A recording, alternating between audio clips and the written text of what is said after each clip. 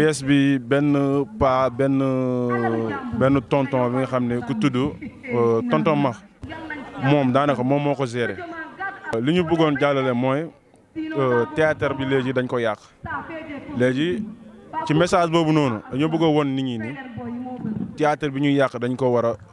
a gën a moderniser parce que tey ñu bëri ñoo ngi ciy yàqu parce que théâtre yi léegi daanaka ay novelas li daanaka daal lu théâtre téléfilm la daal. waaw loolu lañ bëggoon pour ko defee ñuy bind ñu changer lu ñuy bind parce que jamono ji commencé na yàqu ñoo ngi commencé di gis lu bëri ci théâtre li nga xam ne doy na waar daal. film léegi daanaka boo ci xoolee doo ci jël dara li nga xam ne lu important lu dul affaire li nga xamante ne ay non léegi film léegi doo ci jël dara li nga xam ne lu rentable non ay affaire sexe nu ñuy kii lii loolu rek moo ci bëri waaw. luy solution bi mooy comme ni ma ko la waxee sànq rek ñiy bind nañ changer lu ñuy bind bu ko defee ñu gën a yee jeunes yi quoi parce que tamit tey mënoo nekk di bind di kii dëgg la dina jàll nit ñi dinañ ko seetaan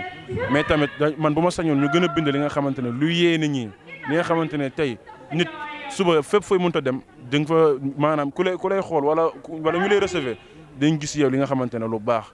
mais tey mais séries yi nga xam ne tey ay li ko jëlee ay série kii emprise infidèle Virginie yooyu yëpp daanaka daal doy na waar daal moo ngi commencé yàq jeunesse. très bien. suñuy valeur mën nañ ko bind comme par exemple maam yi nu ñu doon dundee bu njëkk.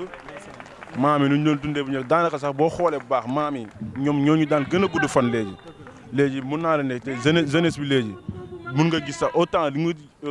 nga gis liir ba judd bi nga xamante ne bu juddee tey suba mu faatu mais autant ci maam yi daan na kii maam yi dañu doon dund 1 siècle et quelque mais léegi amatul pour gis nit bu dund 1 siècle sax c'est tout à fait un problème. ma message bi ma am pour lancer mooy nit dëgg la jàng bi moo jiitu ñu bëri ñoo ngi ni tekki tey c'est grâce à l'éducation te su ma nee éducation am na lu mu globaliser lu bëri.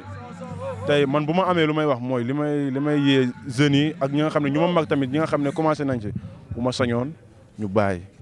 waaw jéem a kii leneen daal waaw li nga xamante ne luy jëmale ni ñi kanam daal waaw ok merci.